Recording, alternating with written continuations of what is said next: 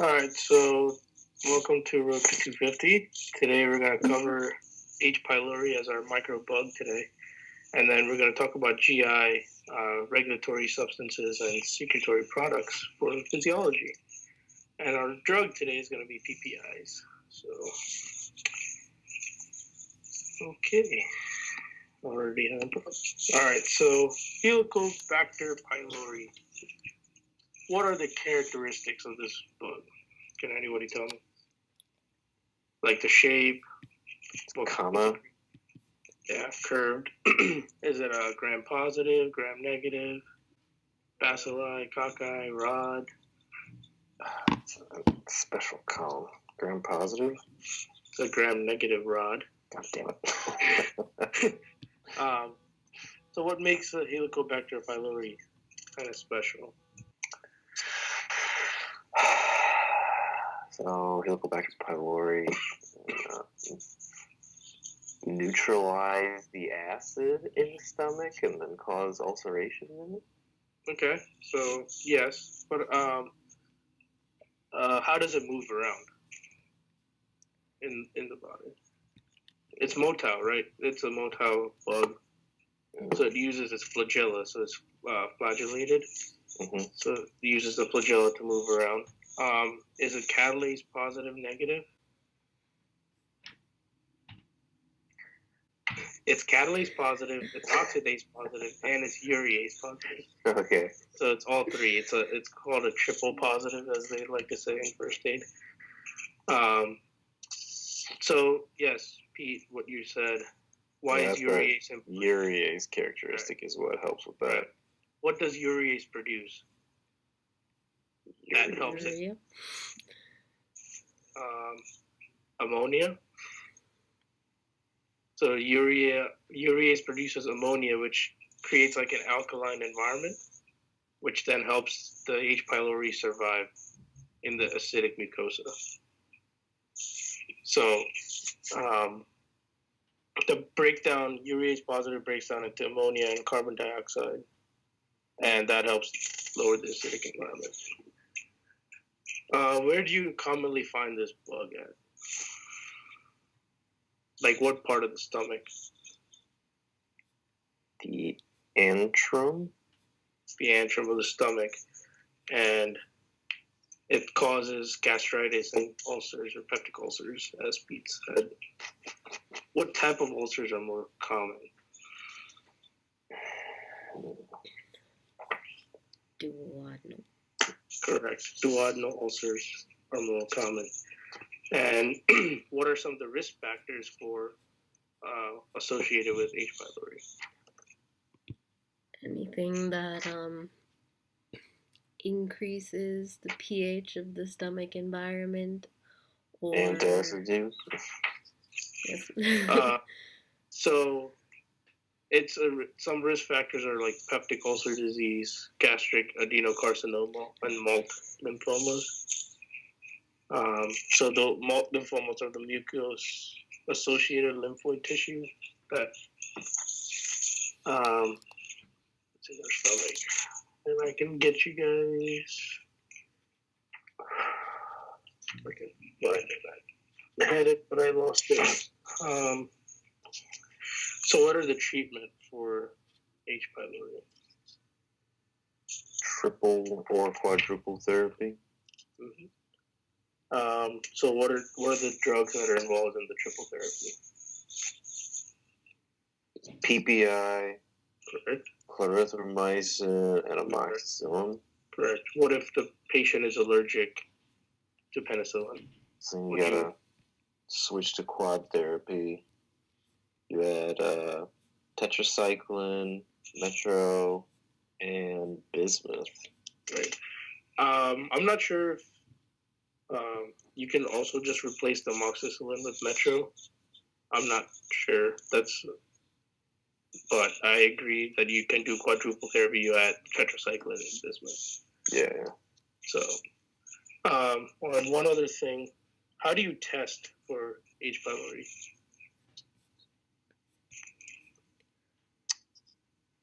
Hydrogen breath test? Yeah, so urea breath test, or you can do a fecal antigen test. So any questions about this book? Or anything anybody would like to add? No. All right, so we're going to cover the PPIs later on in this PowerPoint, but the mechanism of action while we're just here of amoxicillin, just as a review. So penicillin, so the cell wall protein inhibitor. Oh god, what is that? It starts with a T. Feel free to time in, Divya.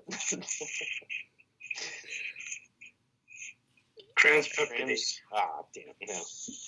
It's a penicillin binding protein, so it blocks transpeptidase cross-linking to the peptidoglycan wall. How about we talk about clarithromycin, which we did yesterday, so let's just review that one. What is the mechanism for clarithromycin? LDS inhibitor. Well, it works at the ribosome 50S, but it prevents the transfer. Yeah, translocation, protein synthesis. And then, just for a quick review, how about tetracycline?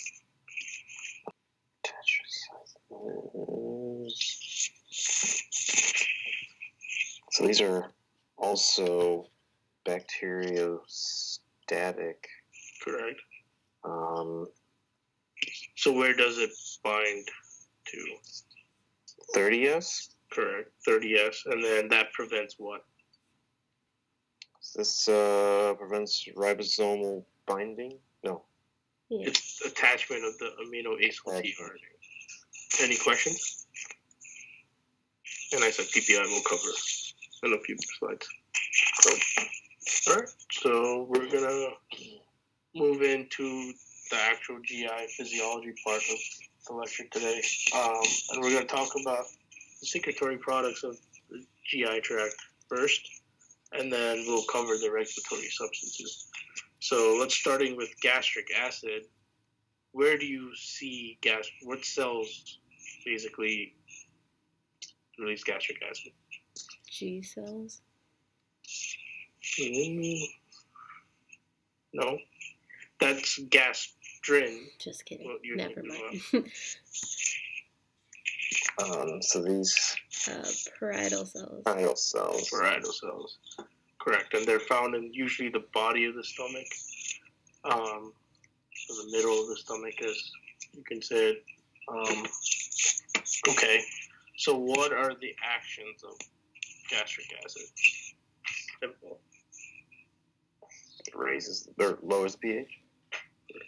Yeah, lowers the pH of the stomach. Okay, and then it's regulation. So I guess before we ask about the regulation, I want to just talk briefly about the acid secretion stimulus process. So you have gastrin, which has a direct and an indirect effect on how it's releasing gastric acid or HCl. And I'll talk about that in a few seconds. But gastrin, the direct way, obviously, is, as Divya mentioned, the G cells directly from the antrum of the stomach. And they will bind to a specific receptor. Do you guys know that receptor? Where the G cells, if they're activated by the vagus nerve, where they bind to. So the vagus nerve will activate this releasing peptide, gastrin releasing peptide. So when that gastrin releases peptide, it activates the G cells to release gastrin, which then activates the CCKB receptor and the parietal cell, which then does the second messenger system to activate make it acidic, essentially. And then there's an indirect way of how gastrin releases it, and that is it activates, once gastrin's released by the GRP, it activates the ECL cells. And then ECL cells will release something which helps stimulate acid production. What is that something? Histamine. Histamine? Histamine is correct, yes. And now vagus nerve is another way that you can also increase acid production, and it's through what receptor? Is it alpha 1, alpha 2, M1, M2, M3? M3? Correct. Yep. ACH muscarinic M3 receptors will then again activates the G cells. So it's a multitude of system, which I will show you a picture of in first aid in a few minutes as soon as we finish this first part. So how is gastric acid regulated? Just pH lower than 2. okay. So we kind of just went through that list. It's increased by the histamine, ACH, and gastrin, but it's decreased by somatostatin, GIP, prostaglandin, secretin. But Pete, you're right that it does probably, once it becomes too acidic, these guys will start taking over and say, well, that's too acidic.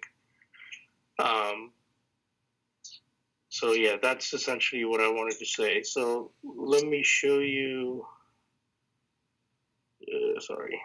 in first aid. So this is a pharmacology page 381 in first aid 2017. So as you can see, like the vagus nerve, it has ACH receptors which then activate the M3, which then does a second messenger system to pump out acid or H+. Or the vagus nerve then activates this thing called gastrin releasing peptide, or GRP, which acts on G cells to release gastrin. And gastrin then can go a direct way, which is directly affecting the CCKB receptor to, again, release more acid. Or it does indirectly by activating ECL cells, which release histamine, which then activate the H2 receptors on the parietal cells to release acid as well.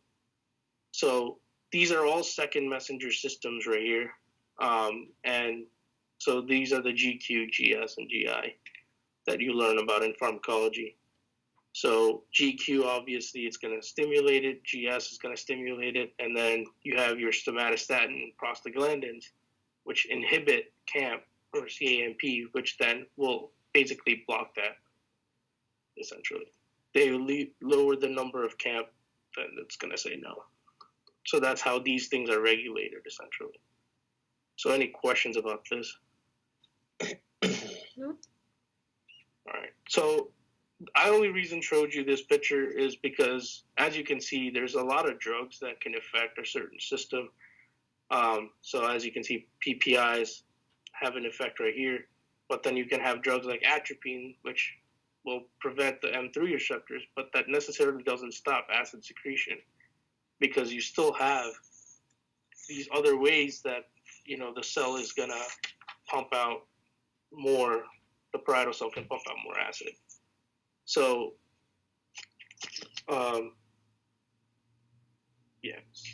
because just stopping one thing won't affect it. So you'd have to probably hit it with the multiple ways. And H2 blockers, again, you still have this direct pathway which can still stimulate acid secretion, even if you give an H2 blocker.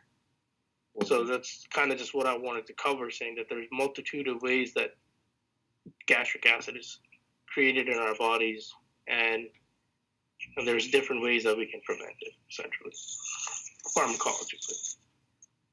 All right, so go back to this. All right, so intrinsic factor also plays a big part in our bodies, as we all know. What is the source of intrinsic factors? So where would you see intrinsic factors being released from? Is this also parietal? parietal cells, correct? And then again, it's in the same section, the body of the stomach. And what are the actions of intrinsic factor?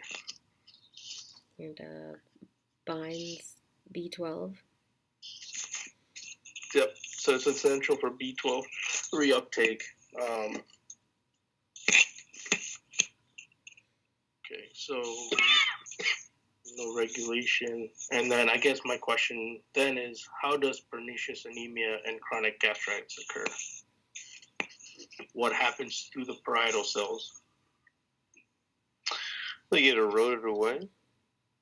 Right, or you can have an autoimmune destruction of it. So what happens then is once you lose this parietal cells, you lose your intrinsic factor and then you have really high gastrin levels. So you can also get G cell hyperplasia because there's just so much acid level that you can see. So that's another thing that you guys can probably remember. All right, so pepsin. Pepsin is released from what cells? These are the chief cells, right? Chief cells, correct. Chief cells, right? What is pepsin good for? Protein digestion. Right, protein digestion. And how is this regulated? Acid. Is this?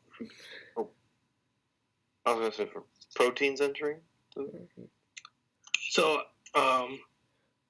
from what I've learned, it's strictly just vagal stimulation and just the local acid that's present. That's how it's just increased by vagal stimulation. And the last thing is, okay, so when we talk about pepsin, is that the activate form or is that the inactive form? Active. Okay, so what is actually released and then how does it become to this pepsin, which is the active form? Pepsinogen is released and then the acid converts it to pepsin. Right.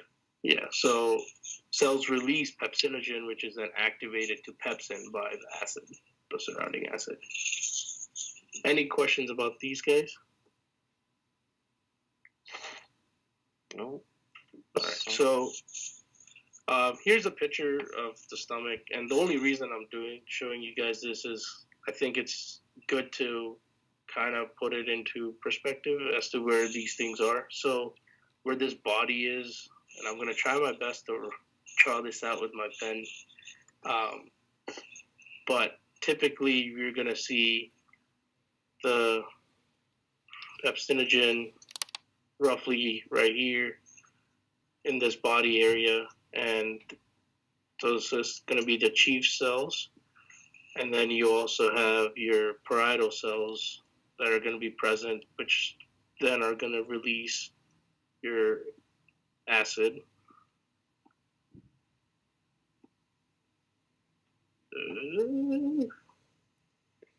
That's supposed to be an L. And essentially the way the vagus nerve is going to come down and it's going to stimulate the parietal cells via ACH as one way.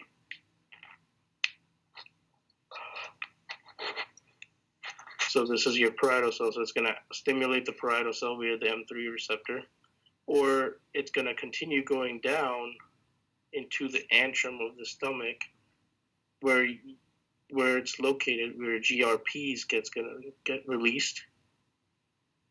And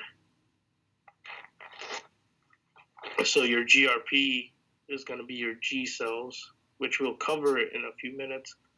But your G cells are going to release, gastrin. And then once the gastrin's released, you can go through the ECL cells, which I've showed in that other picture. So this is your gastrin. And then that goes to your ECL cells.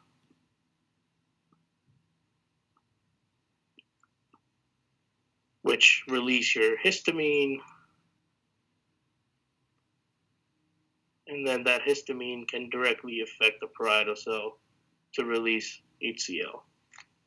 Okay. And or the gastrin can directly affect the parietal cell and skip the ECL. So they can directly affect the parietal cell in that way, and that can also release HCl. So that's why I was trying to kind of cover that, because there's multitude of ways that we can activate and produce HCl. Does that make sense? Yeah. Okay. So sorry for the handwriting. Oh, that's good. All right. So now we're going to talk about the regulatory substance. So Divya, now gastrin, which is the major hormone for acid secretion, is released by what cells? G cells. G cells. And G cells are found where? In I guess, well, it said the stomach, but what portion of the stomach, and where else can you find G cells? The antrum. Yep. G cells are in the antrum of the stomach, and then also the duodenum. All right, so now that we've kind of talked about gastrin, can we talk about what are the actions of gastrin? Kind of mentioned it already, for the most part. Gastric acid secretion. Yeah, so it increases your gastric acid secretion. Stimulate parietal cells and ECLs. Okay. Yeah, indirectly. That's correct. But I guess the major actions, it also helps with the growth of the mucosa, the gastric mucosa. And it basically helps with your gastric motility. So essentially the job of this thing is to get the stomach ready for digestion. So it's going to do whatever it can to help with that. All right, so regulation-wise, what would shut gastric or G cells down? Just a basic level. Don't try to think too hard. But once I've already released so much gastrin and my cell is already so acidic, what would stop it? That's the one that's regulated by high pH? Yeah, so if a pH is less than 1.5, it's going to stop. It's going to be down-regulated. But how would you upregulate it? Vagal stimulation. Vagal stimulation, yes. We have the GRP. Because obviously, as you get more GRP, it's going to try to get more gastrin out. So what happens, so when you're getting ready to eat, your stomach is going to get distended or alkalized because you're eating food. So when you're eating food, it also, that's going to increase the gastric acid level. And amino acids such as phenylalanine and tryptophan can also increase gastrin levels or upregulate it. And then peptides, other peptides can also do that. So the mechanism behind the low pH is when you have food in your stomach, you decrease your somatostatin. And once the digestion is complete, once there's already so much acid, then we're going to talk about somatostatin, which that's going to go high, and that's going to start basically bringing the acid level down. So these two I put together because it like works hand in hand. All right, so before we talk about somatostatin, what conditions would you see gastrin levels increased in? Some pathological things that you can see it. Well, that's found. I know in PPI use, you'll see a decrease in gastrin. Increase, yes. Yeah, chronic PPI use, you're going to see an increase in gastrin. Gastrin secreting tumor. Correct. Do you know one? What's Gastrinoma? Gastrinoma, yeah. So it also increases in Zollinger-Ellison syndrome. That's another name for gastrinoma. And then chronic atrophic gastritis, or for example, like H. pylori, you're going to see high levels of gastrin. Because the parietal cells are already kind of crapping out. Yep. So you're going to see a lot of gastrin in there. Any questions about gastrin? Nope. And I guess real quick, just to add a point, the only reason we're talking about GRP is because if you give drugs like atropine, it necessarily won't block this step. Yes, you block the muscarinic M3 receptor with atropine, but you still have this GRP that's still going to keep producing the acid. So just keep that in mind if you get a question with any of that. All right, so somatostatin.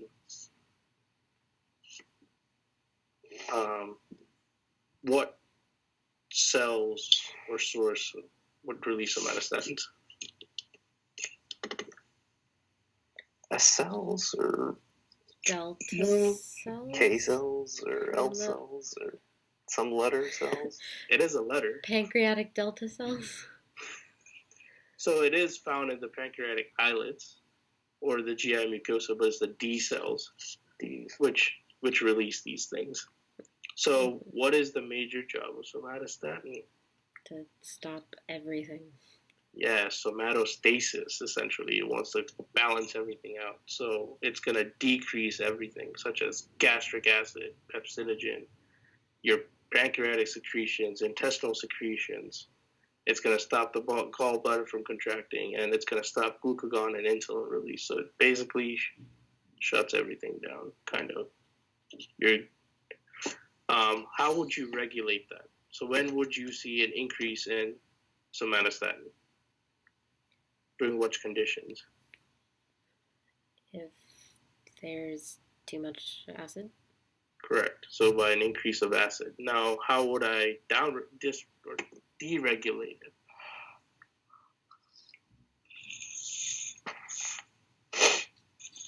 You don't have enough of something. Yeah, so you deregulate it with like vagal stimulation. All right. So what is so unique about octreotide? Somatostatin analog? Somatostatin analog. What conditions are octreotides typically used in? Acromegaly? Esophageal varices. Yeah.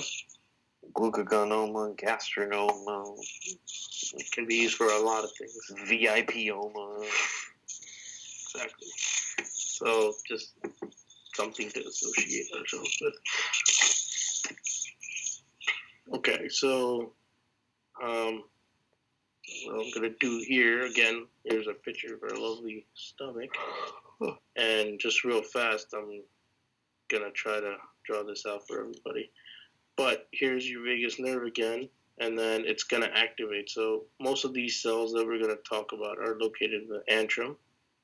I guess roughly around here. So your G cells, again, like we've discussed in the previous picture, your vagus nerve will activate the GRP, and that's going to activate gastrin release from your G cells. And then you also have D cells, which are going to release your somatostatin. So you can dysregulate it, or vagus nerve can activate it. So you have your D cells, and they're going to release somatostatin. So roughly where they're located and what they do. Any questions about this? Well, pretty good. All right, so let's quickly finish up the few more and then talk about PPIs. So cholecystokinin. What's so unique about cholecystokinin? Increases GI motility, stomach motility, biliary or gallbladder, Bile release. bile release, and gallbladder contraction. Okay. All right. So if you guys did the actions, so where is it released from cells? Eye cells. Eye cells is correct. And they're found in the duodenum and jejunum. So yes, you said contracts the gallbladder. It increases your pancreatic secretions. So And then there's a few other things that you guys kind of didn't cover yet, so I'll give you a chance to do that. What does it do to the gastric emptying?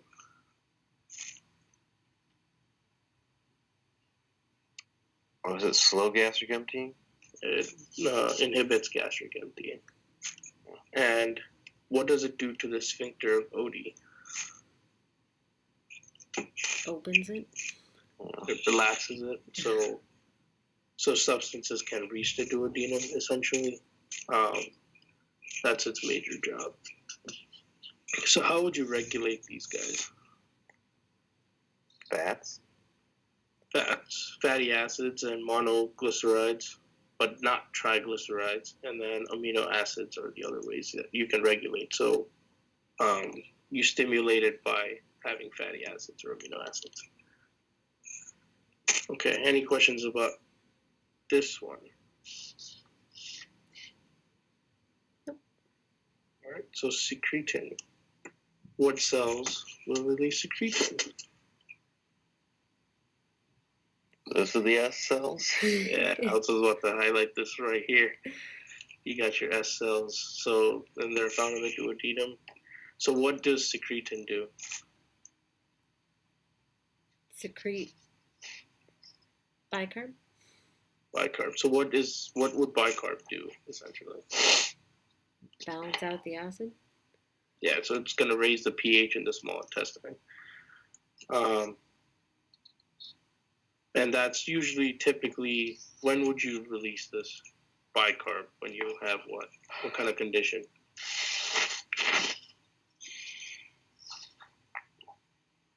When you have an acidic condition. Too many of the stomach contents coming into the duodenum. Yeah, so I mean, when you have an acidic condition, you're going to release the bicarb to increase the... Right, and then the other thing is, what else does it do to the bile? Secretes. Yeah, increase the secretion of bile, so that promotes the pancreatic flow. And then apparently also decreases gastric acid secretion. So along with somatostatin secretins, also decrease the gastric acid secretion. All right, so where would you see an increase in? Like, what would regulate this or upregulate it? Acid.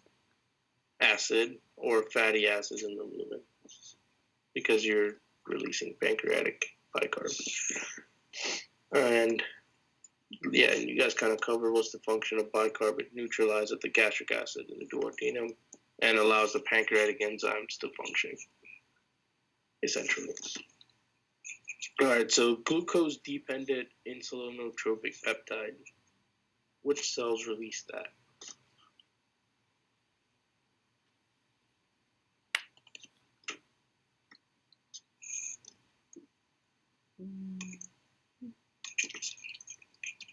K cells. K cells. Good job. Yep. And what are its actions?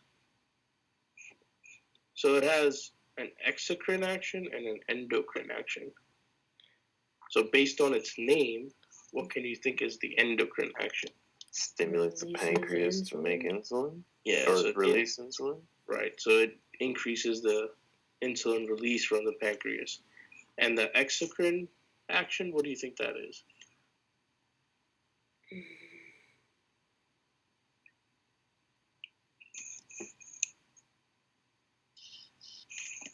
The exocrine is to just decrease gastric acid secretion. So this also helps in, because it's also known as a gastric inhibitory peptide, so it's going to inhibit the gastric acid secretion. So, okay, so how would this upregulate? How would you see an increase in the insulin release? With glucose. Okay, so increase with oral glucose, yes. There's two other things. This is the only hormone that will cover all three things. Increased acid? Increased what kind of acid? Stomach acid? So it's that responsive fat, protein, and carbs. So it's the only one that's upregulated with fatty acids, amino acids, and oral glucose. So on a special note here, oral glucose versus IV glucose, which one would lead to more insulin? Oral. Okay. Why? Because of this hormone? Yeah, I think it's because the oral glucose is metabolized faster than the IV glucose, and IV glucose does not stimulate GIP, which is what you guys said. So it's not really a trick question, but a trick question. Well, to add to that, your IV glucose won't hit your Stomach. K cells, where this GIP and GLP are, because your food has to hit your duodenum for these to be released. And so if you take it orally, it'll do that. Yep, correct. Alright, so again, this is your duodenum, and then we're going to talk about the 3 cells that we have here. Can we quickly just tell me which cells secrete cholecystokinin, or CCK? Eye cells. Eye cells. So this is your eye cells that will secrete your CCK. What does the S cell secrete? Secretin. And then what does your K cells secrete? Glucose-dependent insulinotropic peptide. Or GIP, which is the gastric inhibitory peptide, if you want to refer as an easier way. So this is your GIP. All right, so almost done. So motilin, where would you find motilin? The intestine? Small intestine, yes. And what is the actions of motilin? GI motility and peristalsis. So it says migrating motor complexes. I wasn't very sure, so if anybody knows, I'm assuming it's just making the Auerbach and Meissner plexuses. Okay, that makes sense. So when would you upregulate motilin? Distension? When you're hungry, fasting state? Okay. Which I was also confused about. And yeah. Oh, because you want to rest and digest so that it can actually get absorbed. So I guess once you're done absorbing, it'll just. So the only thing that I've understood it as, it says promotes motility in the fasting state. So highest levels are found between meals. So I'm assuming in between meals is considered a fasting state because you're not eating. I see. So that's when you're going to see the highest levels. What is a motilin receptor agonist? Can you name me one motilin receptor agonist? The macrolides. Yeah, erythromycin is a good one for this one. So what is it used to stimulate? Peristalsis? Yes, intestinal peristalsis. I think Pete covered that yesterday. Oh, okay. VIP, or vasoactive intestinal polypeptide. Where would you find these? Pretend we did not see the parasympathetic ganglia. Yes, parasympathetic ganglion, but you can find that in the sphincter, the gallbladder, and small intestine.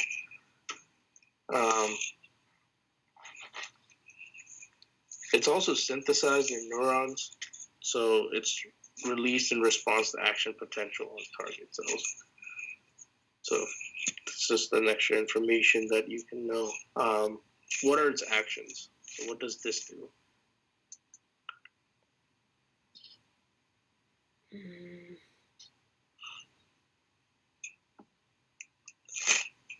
So think of what secretin did. What did secretin do? secrete things. Yeah, but what did it secrete? Bicarb and bile. Right. So what does bicarb do? Neutralize the acid. Correct. What does bicarb do to water?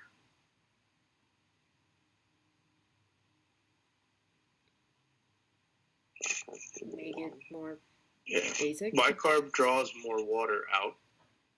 So if VIP is going to help intestinal H2O and electrolyte to be secreted. So you're going to, because of the bicarb, you're going to start secreting a lot of your fluid.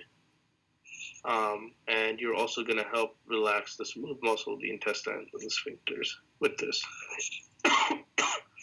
Did I confuse you, or does that make sense? That's fine. Pete? Sure.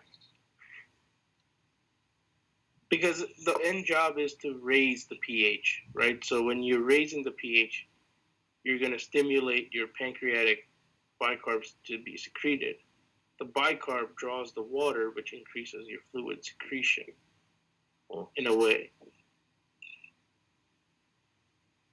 Okay. And how would you regulate the vasoactive intestinal peptides by? This is what you kind of said in the last one. Distension. Okay. And vagal stimulation. And how would you downregulate it? Fasting state? Or not? Maybe. It's adrenergic input, apparently, with first aid. So if you add adrenergic input, you can deregulate VIP. So VIP-OMA is what? Tumor that secretes VIP. Yeah, it's a rare VIP secreting tumor in the pancreas. So what are the symptoms that you would see with VIP-OMA? Watery diarrhea. Watery diarrhea, yes.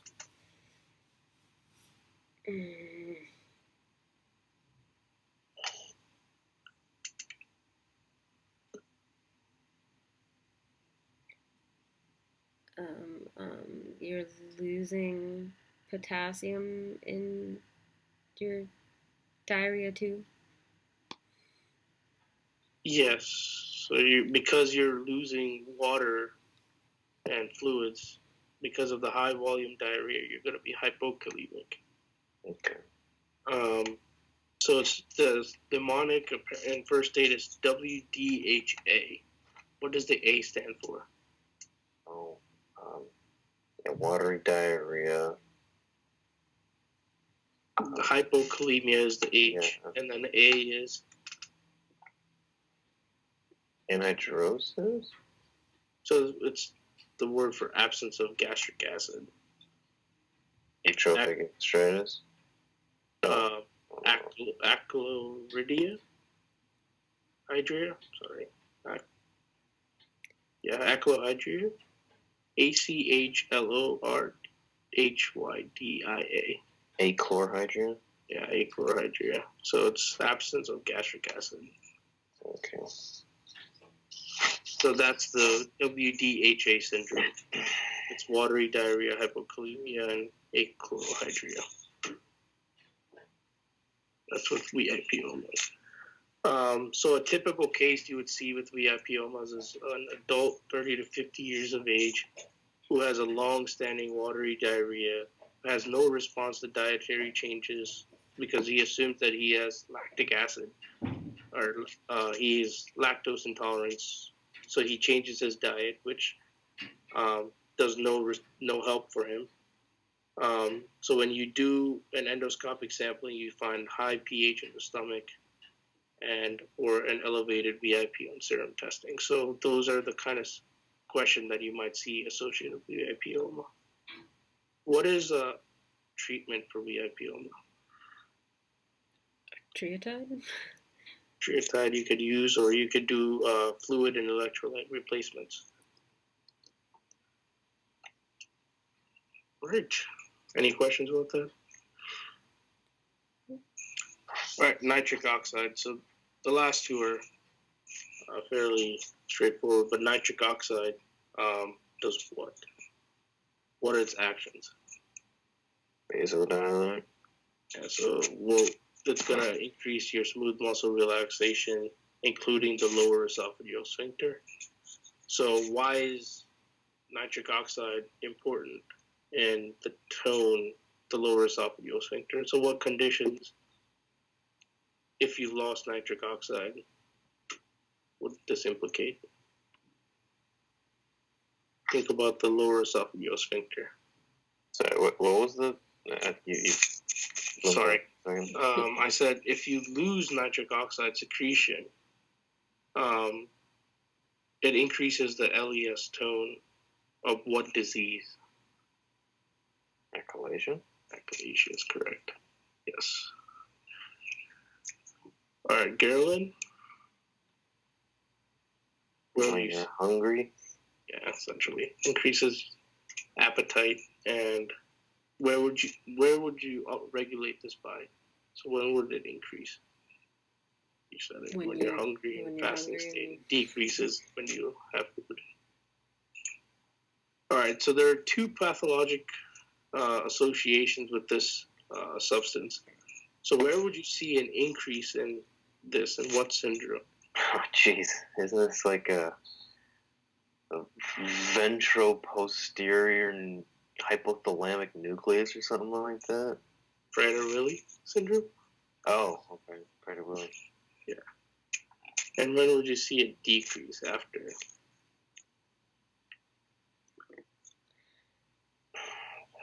Gastric bypass. Correct. You would see a decrease after a gastric bypass and increased in Prader-Willi syndrome. Okay. Okay, so that is it as far as GI for secretory and regulatory substances. I know it was kind of a lot, so any questions about that? Before we move on to our last topic of the night,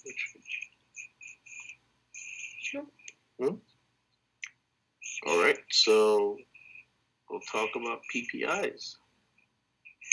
Can you name me some PPIs? Omeprazole. Pantoprazole. Yes. And the other prazoles. Omeprazole, lansoprazole, pantoprazole. What is the mechanism? These are the inhibits the acid something antiporter. ATP. Yeah, it's the potassium hydrogen ATPase in the parietal cells. But does it block it reversibly or irreversibly?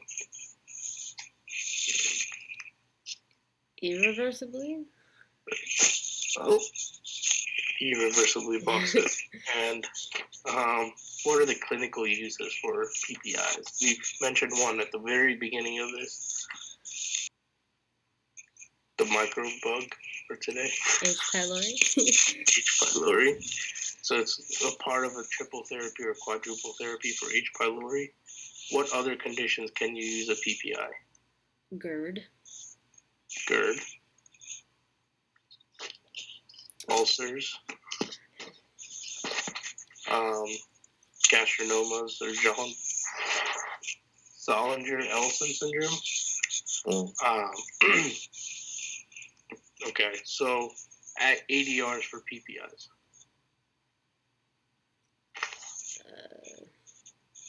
I know pneumonia is one. That's correct. Pneumonia is one.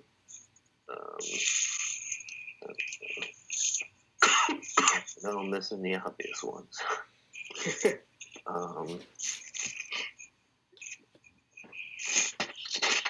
What do you get with antibiotic use?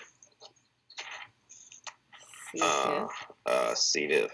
Right. So when you're losing the protection from the acid, you can get affected with C. diff. Okay. And with long-term use of this drug, you're also going to lose a specific, I guess, electrolyte. or Hypocalcemia. yeah, you can. It can cause hip fractures. What's that? So yeah, because you're losing calcium, you can cause hip fractures. Yeah, because calcium needs to be in an acidic environment in order to mineralize bone. Right, and then there's another one that always kind of goes with calcium. Magnesium? Yeah, so you're going to have hypomagnesemia because you decrease the absorption again by losing the acid. There's other things that I've learned with my study guides, and that says B12. You can have B12 deficiency using PPIs because the acid is required to cleave the B12 from dietary proteins. So if you're losing the acid, you may not be able to absorb your B12. Yeah, what is it? B12 has like that R factor or whatever attached to it. Right. And then you can also have iron and vitamin C deficiency as well with this. And that's it. That's all I got. I kind of figured it would kind of be a little too long.